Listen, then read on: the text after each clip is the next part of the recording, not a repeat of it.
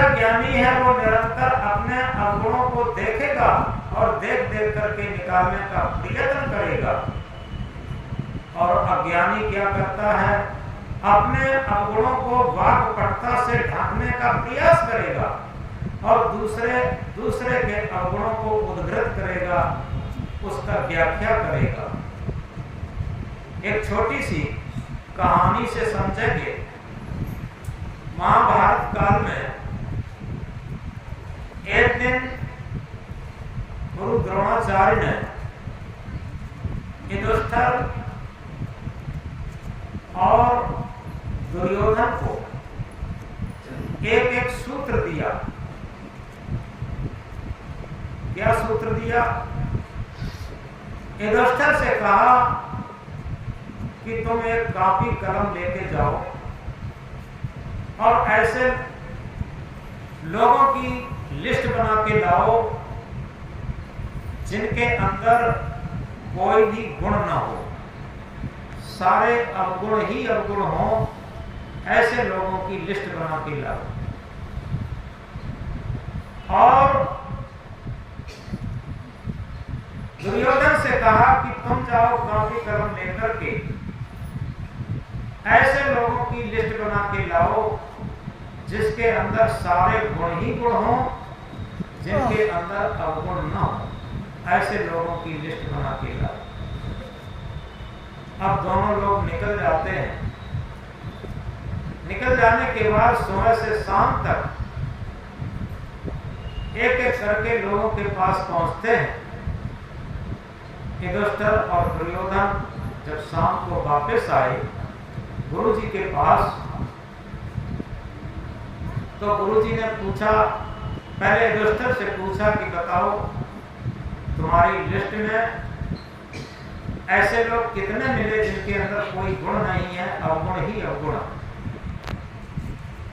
तो दुर्योधन ने युधिष्ठिर ने कहा कि गुरुदेव हमें कोई भी व्यक्ति ऐसा नहीं मिला जिसके अंदर अवगुण ही अवगुण हो, उसके अंदर कोई गुण न हो। कोई भी आदमी मिला उसके अंदर गुण जरूर मिले। किसी के अंदर गुण कम है, किसी के अंदर गुण ज्यादा है, लेकिन हर किसी के अंदर जरूर गुण मिले। और जब दुर्योधन की बारी आई तो दुर्योधन से पूछा, बताओ तुम्हें ऐसे लोग कितने मिले जिनके अंदर गुण ही गुण हो, कोई अवगुण न हो। तो दुर्योधन ने कहा कि गुरुदेव हमें तो सारे लोग अवगुणी ही अवगुणी मिले और अधिकतर लोग सब अवगुणी ही दिखाई दिए। तो गुरु जी ने कहा कि देखो यही अपने अपने चश्मे की बात होती है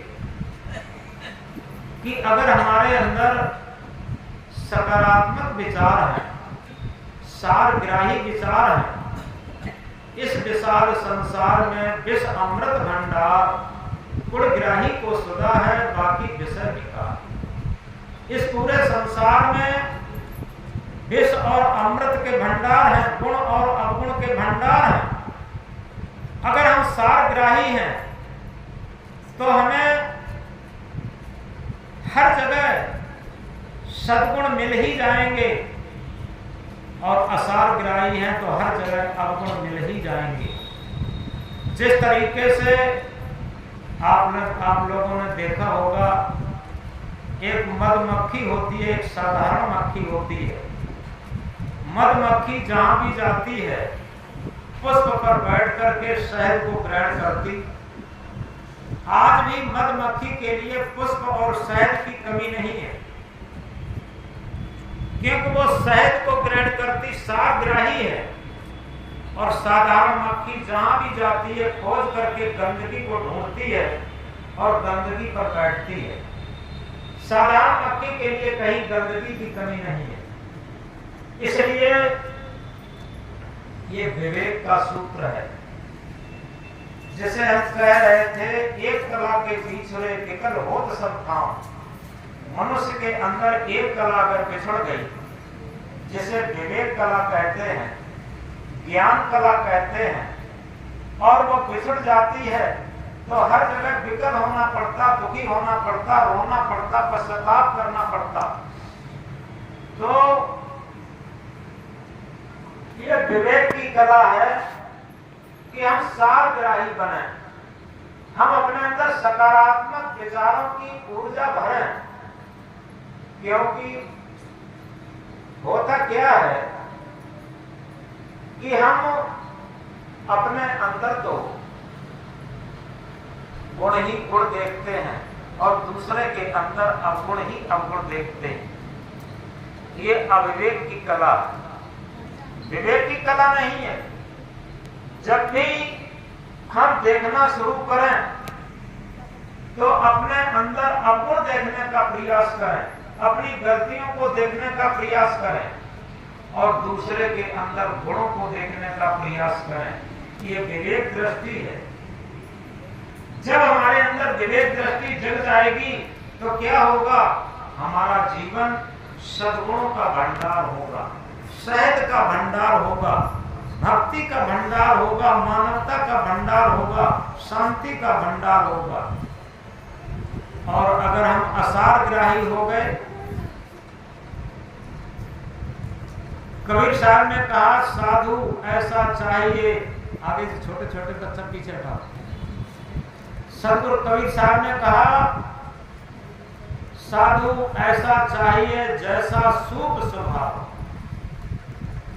साधु किसी ड्रेस को नहीं कहते। आप लोग भी साधु है। जो साधना करे वो साधु, केवल ड्रेस में आ गया वो साधु नहीं।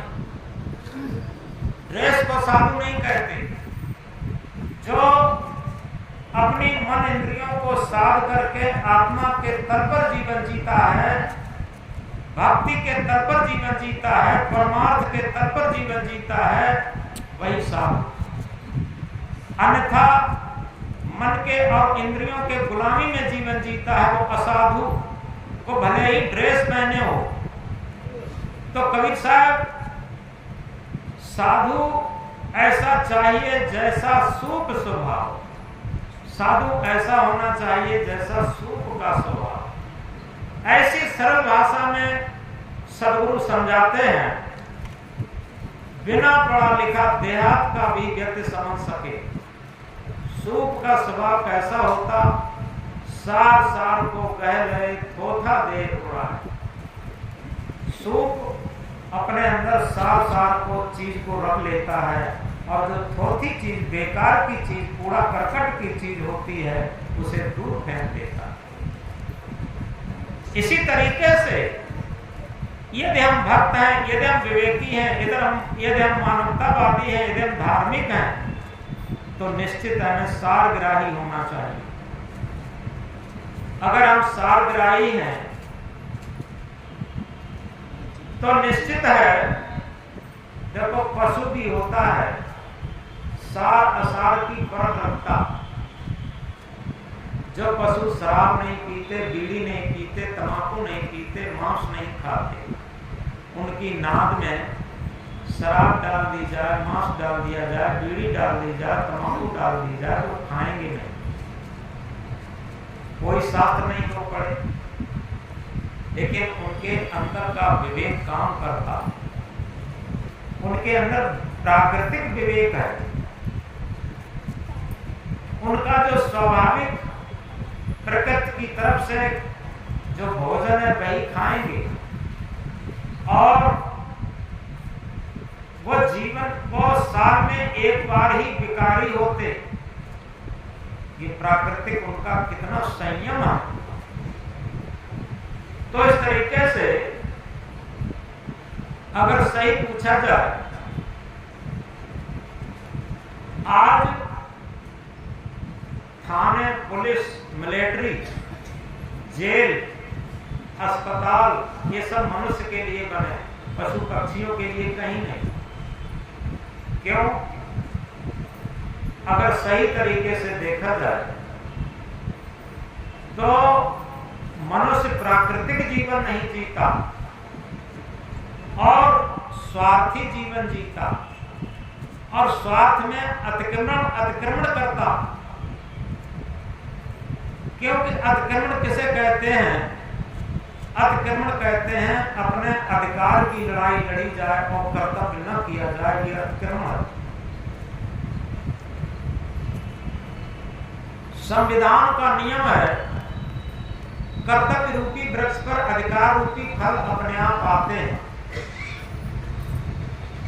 यदि हम सही कर्तव्य करते हैं, यदि हम पुत्र हैं हमारा क्या कर्तव्य है, पिता हैं तो हमारा क्या कर्तव्य है, पत्नी है तो हमारा क्या कर्तव्य है, पति है तो हमारा क्या कर्तव्य है, इसी के साथ सास है तो हमारा क्या कर्तव्य है, बहू है तो हमारा क्या कर्तव्य है, गुरु है तो हमारा क्या कर्तव्य है, शिष्य है तो हमारा क्या कर्तव्य है। अगर सभी लोग, परिवार के लोग, समाज के लोग, राष्ट्र के लोग सब मिलकर के अपना कर्तव्य पालन करते हैं तो निश्चित है कहीं कोई अतिक्रमण नहीं होगा, कहीं कोई लड़ाई नहीं होगी, कहीं कोई शोषण नहीं होगा। कब? जब हम कर्तव्य पालन करेंगे। जैसे सिखाया जाता है कि सड़क पर बाएं चलें।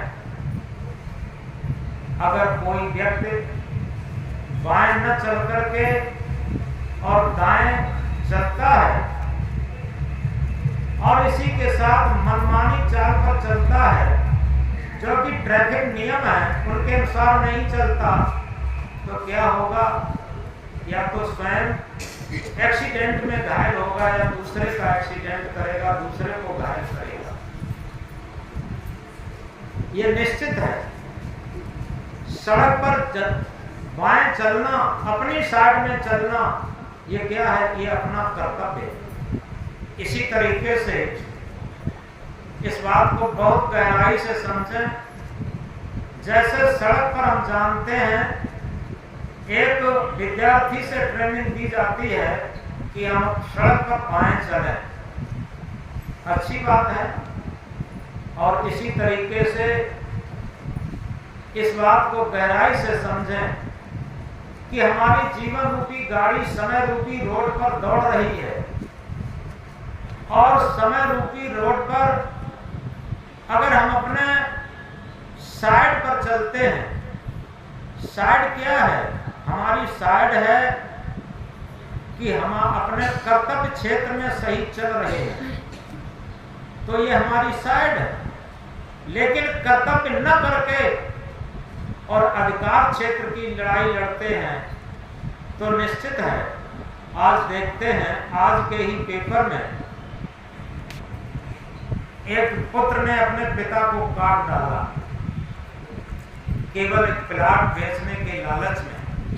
जब पुलिस ने अरेस्ट किया तो वो कबूला कि अपने रिश्तेदार के साथ अपने पिता को, जो करीब 52 साल का था पिता, उसे वो खेत की तरफ गया था, वहां काट डाला। और इसलिए काट डाला था, इसका जो प्लाट है वो हमारे नाम जब आ जाएगा तो उसे हम बेच लें। अब बताइए कितना बड़ा अतिक्रमण है। इसी तरीके से जहां भी आप देखें, चाहे वो सास बहू की लड़ाई हो, चाहे पत्नी की लड़ाई हो, चाहे भाई भाई की लड़ाई हो, चाहे पिता पुत्र का झगड़ा हो, चाहे गुरु शिष्य का झगड़ा हो, कहीं भी हो, वहां कहीं न कहीं अतिक्रमण होगा। मन की इंद्रियों की स्वार्थ की पूर्ति हो रही है। तो इस तरीके से जो अतिक्रमण हो रहा है वह निश्चित है अधर्म की तरफ जाता है, अविवेक की तरफ जाता है, अज्ञान की तरफ जाता है। चाहे कितना भी वो ज्ञान जानता हो, वो ज्ञान 0/0। और जब वो अपना सही कर्तव्य करता है तो निश्चित है वो अपनी साइड में चलता। और उसकी सच्ची साइड क्या है? अपने आत्मा के विवेक पर निर्णय करके जो कार्य किया जाता है वो अपनी साइड में चला जाता है। जैसे हम किसी की गाली पसंद नहीं करते तो हम किसी को गाली न दें। ये क्या है? ये अपनी साइड में चलना। समय रूपी रोड पर जीवन रूपी गाड़ी दौड़ रही है और समय रूपी रोड पर अपनी साइड पर चलना है। क्या कि जब हम किसी की गाली पसंद नहीं करते तो अपनी साइड पर चलना है कि हम किसी को गाली न दें।